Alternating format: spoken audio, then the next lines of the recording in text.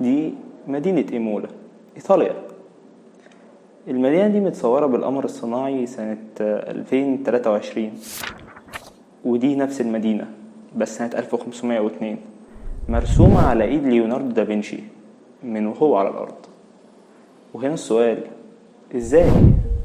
ليوناردو دافنشي بالتأكيد واحد من أمهر البشر اللي مروا على الأرض، سواء بسبب تخصصه في مجالات كتير أو إسهاماته فيها، لكن برضو يبقى السؤال، هو إزاي ليوناردو دافنشي قدر يرسم خريطة كاملة لمدينة كأنه واقف فيها بالظبط؟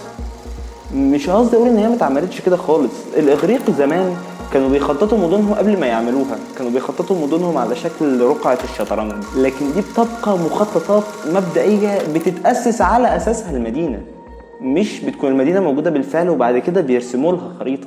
وعلشان تقدر تفهمني أكتر تقدر تبص على الخريطة دي خريطة تقليدية، وده نظام الخرائط اللي كان موجود من الفترة دي وما قبلها، حاجة اسمها خريطة منظور الطائر أو الآي بيرد فيو.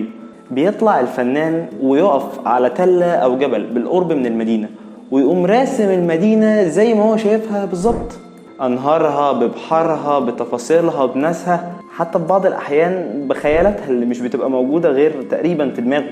هو برضو مش بقول إن نوع الخريطة ده وحش، هو نوع الخريطة ده كويس جدا، لكن في حالة ليوناردو دافنشي اللي كانت طلب منه إنه يرسم خريطة لإيمولا بهدف إن حاكم إيطاليا يقدر يحصنها، ما كانش ينفع معاه خريطة زي دي. كان محتاج خريطة تقدر تبين له المدينة، يقدر يعرف يبعت لها امدادات منين، يحصنها ازاي، تفاصيل مش هينفع خريطة من اللي هي بتاعت الاي بيرد فيو دي تعملها. ليوناردو دافنشي زي ما تقول ان هو كان محتاج يتحرى الاكنوغرافية، او بمعنى اصح يعمل خريطة اكنوغرافية للمدينة. اكنوغرافية بمعنى ان انت بتهتم اكتر بمكان المبنى مش بالتفاصيل المعمارية بتاعته، بتهتم ان هو موجود في الحته الفلانيه جنب الشارع الفلاني والشارع الفلاني وجنب التفاصيل الجغرافيه دي والكلام ده، مش بتهتم اكتر بحته شكل المبنى الخارجي. وبرضه عنصر مهم كان لازم يتوفر عند ليوناردو وهو الخيال، لان هو حرفيا بيعمل خريطه لمنظر عمره ما شافه ولا عمره هيشوفه.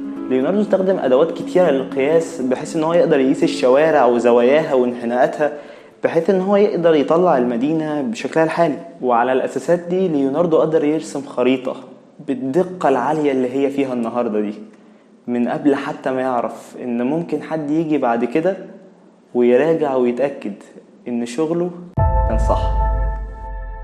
اللي بيميز الخريطة دي هو المنظور، منظور كل همه انه يديك تفاصيل دقيقة عن العمل والمدينة اللي مبنية، بغض النظر عن جمال المباني او الاعتقادات والاساطير اللي عند الرسام. منظور تقدر تقول ان هو بيطلع الخرايط من تحت عباية الفنانين، وبيقول للجغرافيين ان رسم الخرائط الرئيسية مش حكر على الدول والقارات بس، ودلوقتي المدن كمان دخلت في اللعب. وده اللي بيدي للخريطة دي القيمة العظيمة دي، لان دي مش خريطة إيمولا، دي خريطة للمستقبل.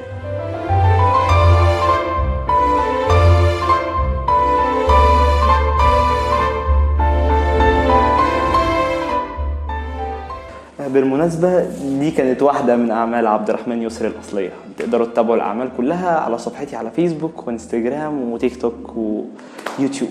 أشوفكم هناك.